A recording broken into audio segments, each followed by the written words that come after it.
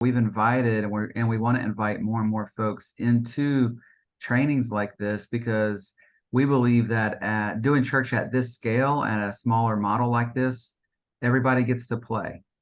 And so it's not just a few leaders at the top that make all the decisions or get to have all the fun, but everybody really gets to roll up their sleeves and truly be involved in ways that go beyond what and whenever you hear me say things about the traditional church, please know that I'm not knocking traditional church.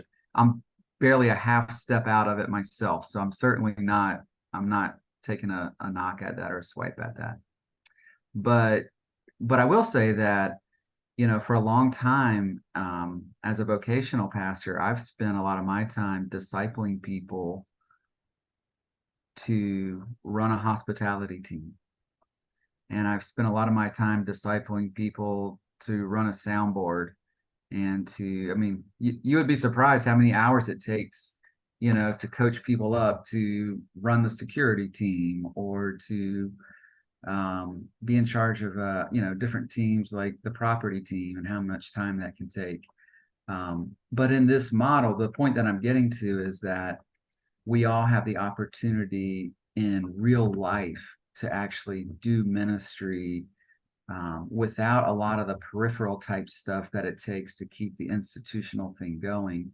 So we can really take all that energy and have healthy families and really be about some healthy discipleship. And so, since you're here, that tells me that either now or sometime in the future, you think that God may, even beyond what you're doing right now, have you leading and involved in microchurch life. And so, because of that, I just want to press into you here at the top that you need to go ahead and be about, strengthening your family, but also you need to go ahead and be about praying for those families that are in your microchurch. So I won't ask for a show of hands, but a good healthy question to ask ourselves now is, how often have I been praying for the people that are a part of the microchurch that I'm helping to shepherd?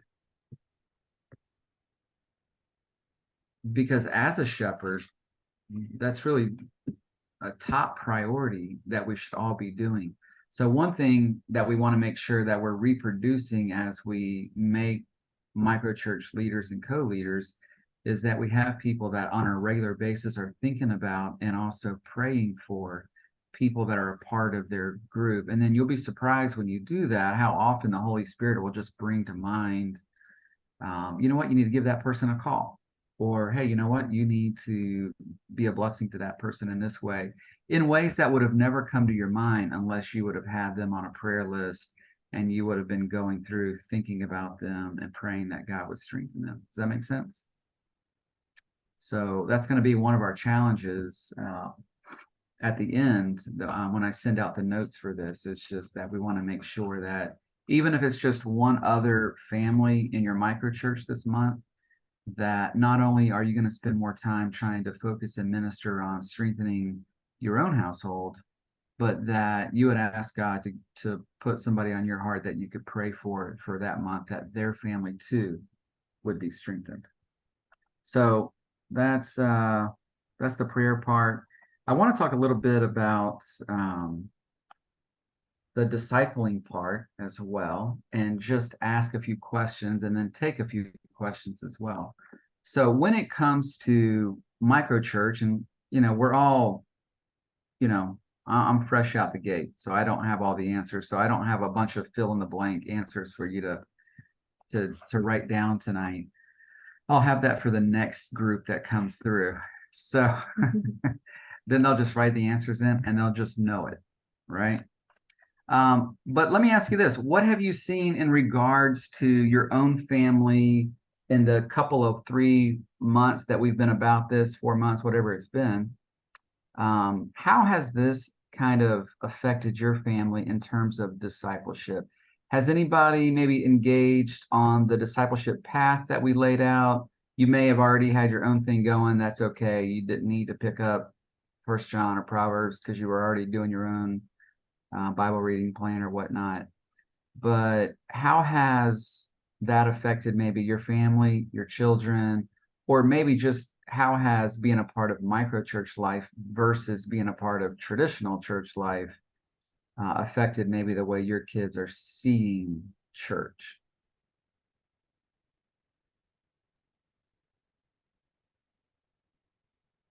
Well, I think for us, the word that keeps popping up is intentionality. And it's not just feeling like I'm going to have someone like check up on me to be like my nanny. It's we're all doing this together. So to not be moving forward and participating and being part of this community, it would feel more like you're not running with everyone. Um, so it's like a healthy accountability. It's not just checking in. It's look, we're all doing this. So why, I don't want to slack off. I don't want to not be proactive because we're all talking about this. We're all moving together in a unified way, and Mhm. we're all talking about and interacting with it. So it's like a very healthy accountability, I think. Good. I like that.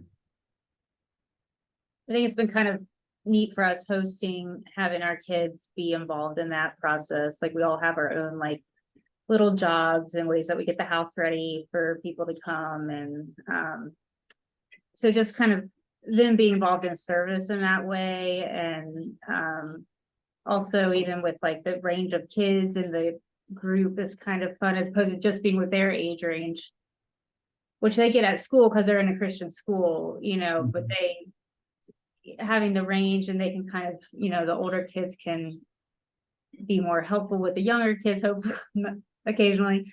Mhm. So I think that's kind of fun too, just to, and then for them to have their older kids kind of to watch and learn from as well, has been fun. And then just having them watch us to be um involved, just they're just watching everything. And I think that's a good thing as opposed to all being split up and they don't really have any idea what we do. And I think they're kind of are seeing relationships being formed and so I think that's been really positive. That's great. Hey, buddy, I'd be interested to hear. I met one of your daughters last night, and if I'm not mistaken, I think she grew up this way. Yeah. Do you want to hear from her? I mean, She's I like, was going to wait, ask what? you. Hey, Hi. Did how you are ya? She's like, thanks, Dad. I can't believe you That's pretty put me messed on the up. we're spot. talking about families and house church. Uh-huh. So Yeah, what we're all newbies on this call for house church, and Yes. you guys are veterans. So we were wondering from a younger person's perspective what it was like to grow up and just that be the normal expression of church for you versus maybe, you could have grown up just going to church in a traditional model. And obviously, God uses both, but just kind of curious how that affected you and what are some big takeaways for you? Yeah, I loved growing up in house church.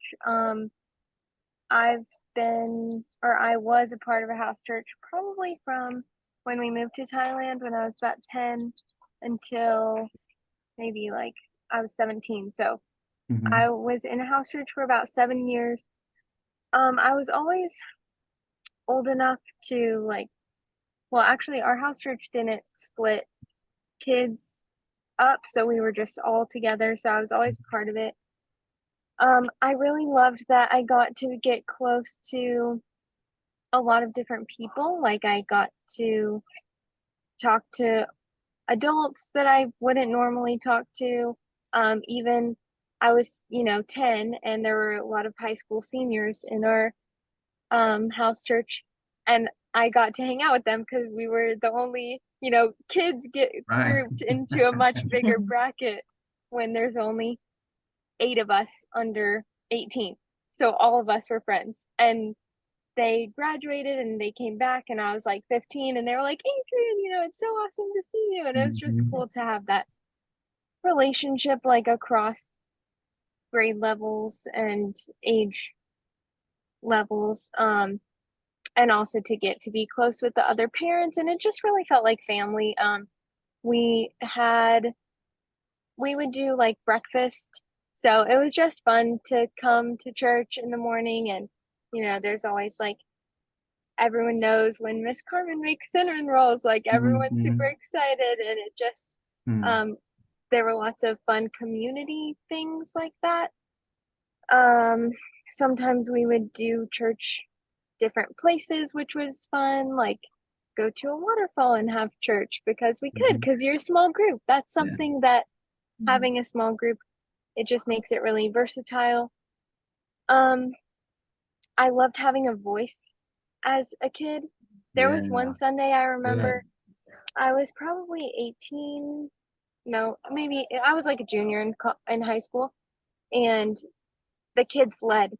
So we were going through Proverbs, and each kid got to like take a proverb and did a little, you know, talk or whatever about it. And then the parents helped as well. But it was just really cool to have a voice where we got to share. And um, even in the big group part of the church, Mhm. um, there was a lot of bouncing off of each other. Like I think in big church, it's very much pastor speaks and everyone, just takes it in. And I love that with a smaller church, you actually get to respond. And Yeah. I especially like it when responders respond to each other. So I Mhm. noticed when I was there 2 or 3 weeks ago, it would be like maybe Wes would share something and then one person would reply to Wes and then we would keep going, which is good. And I loved how Wes would really pause and think about it and then respond to that without just like, cutting off and moving on. Mhm. But I also love when other people get to build off of what people are saying, if that makes sense. Yeah. Um, like Whitney shared something really awesome and I had a thought that I wanted to add to it and then we just kind of kept rolling. But I think You there's do so that many all little the things time at that are my just micro church, so you should definitely. yeah, I think there's so many things that are just part of the learning process and I was kind of getting the vibe yesterday that it feels like this is all so new and everyone's Yeah. kind of reeling from this change. And like to me it's so normal. So I think Mhm. there's just so much that everyone is going to get used to and enjoy. Like to me, walking into the house church 3 weeks ago, I was like, wow, I feel so at home, like more than I have in so many churches I have in America because it's normal to me. But I get that for everyone else, it's so not normal. I've rambled on for a while. No, that was great. No, that was That's all. perfect. Thank you. Thank you. That was fantastic. I needed to hear that for Oh, sure. here you go. That's great. So there's light at the end of the tunnel.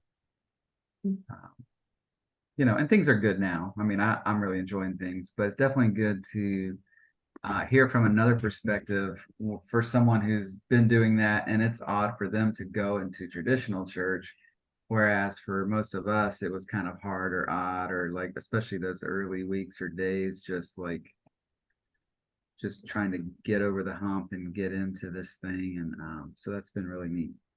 Anybody else want to add anything, or maybe have any questions that have been on your mind about how your family is dealing with the transition to micro, or suggestions?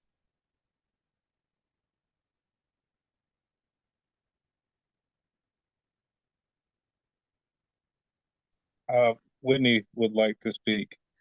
I would No, like. I don't have anything like significant to share, but I think one thing that's interesting is like with Winston, even knowing that we have like church at our house, it doesn't seem like he's like caught off guard by it or thinks it's even weird. And he's just like, oh yeah, we got church today. Okay. And it's just Mhm. to him, and as a 4-year-old, I mean, he's been, and we've had this traditional model since he's been born, but I just think it's cool how like he hasn't asked like, why are we having church at home, or like questioning the fact that we're in a house, having church. Mhm. And I just think that that's kind of cool, and it just speaks to um the fact that church doesn't have to be this like traditional method or ways, and how we can just really.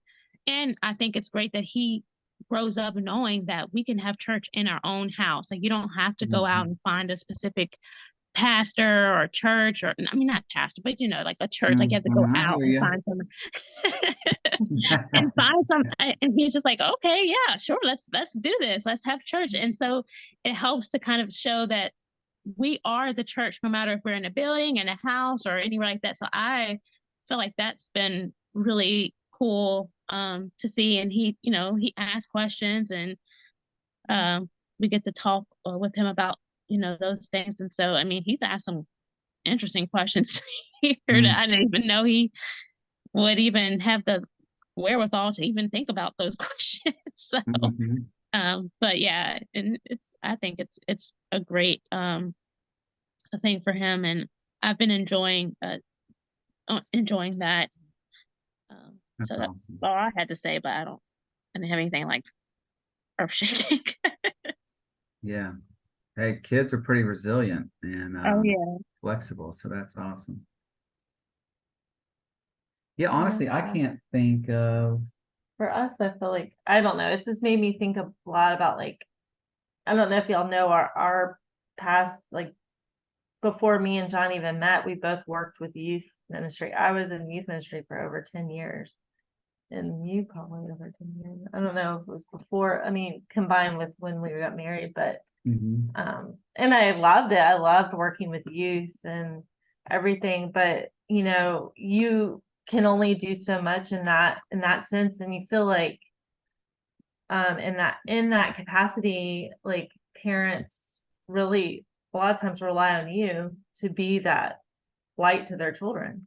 And you'll see these kids that you think you're like, oh, they got it, and then just totally walk away from the Lord.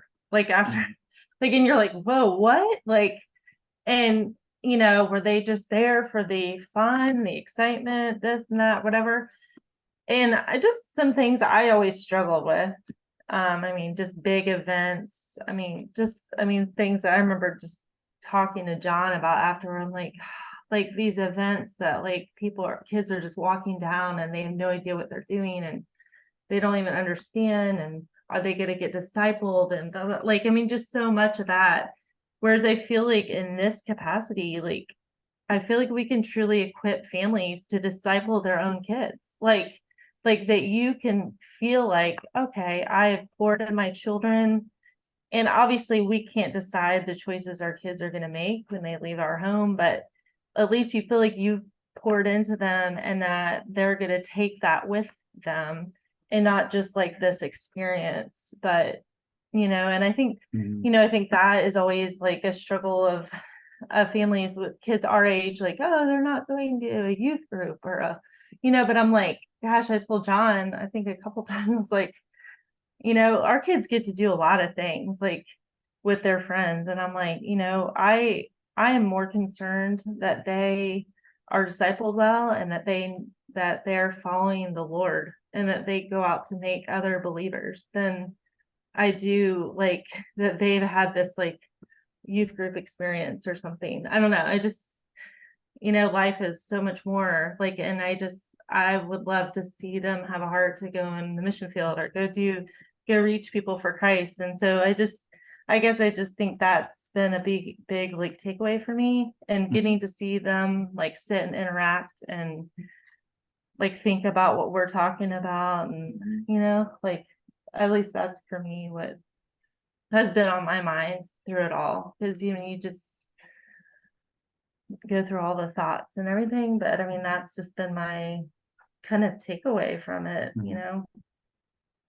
How are Um, your older kids liking being in the larger group? being in a larger group or Yeah, You- how are they adjusting to being in like the microchurch larger group? Are they liking it? Are they They really fighting? want to be leading it. Oh, yeah. They don't I want think to they like it. My kids like, I mean, they like to interact, and I think they like to be like your daughter said. I think they like to feel like they have a voice, Yeah. and they can, and that you will interact with them and treat them like someone who can interact. You know, I think sometimes we view like youth as like, oh, they're just youth, blah, blah, blah. You know, like we're just like they don't know anything, you know, and I think like it's really allowed them to be able to say, no, this is what I understand from it, and this is how, Mhm. you know, like, in fact, y'all told us, like, I think I was down with the kids and John was gone, so we had our kids fill in for and like afterwards they're like, oh, your kids have a lot to say. I'm like, what did they say? Yeah, I But think maybe when I was at the microchurch conference or something. yeah, you were at the microchurch and I was watching the kids, so our kids were up kind of being us for a minute, like Mm. filling in.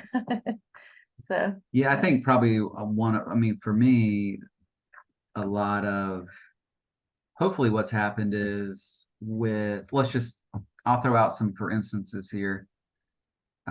Hopefully the energy maybe that Keegan and Carissa were using to show up to a Sunday morning service 2 or 3 hours early, set up cameras, get a soundboard ready. For me, running around the building, making sure that air conditioning's working properly, or Jason running security or whatever team he's running at that time, hospitality, or Ann showing up to sing a lot, and those are all good things, and God can use any of that and did use a lot of that. But hopefully as we reimagine our lives, that some of that energy is going into, because we've all heard stories about people who are so absorbed running the institution of church that they actually left their kids behind. Like they felt like they were so absorbed in the ministry that the kids got the short end of the stick. And I've heard that so many times. It's like, hey, my parents would, my dad was always gone, or my mom was always gone. And in this way, we're bringing them along. They're doing it with us. And then we also have more bandwidth at home. And then we're also, as a church, the youth aren't doing some separate program. My kids are walking through Proverbs right now too. So, one of the joys of my life is just seeing my son's Bible out on his desk with his, journal next to it.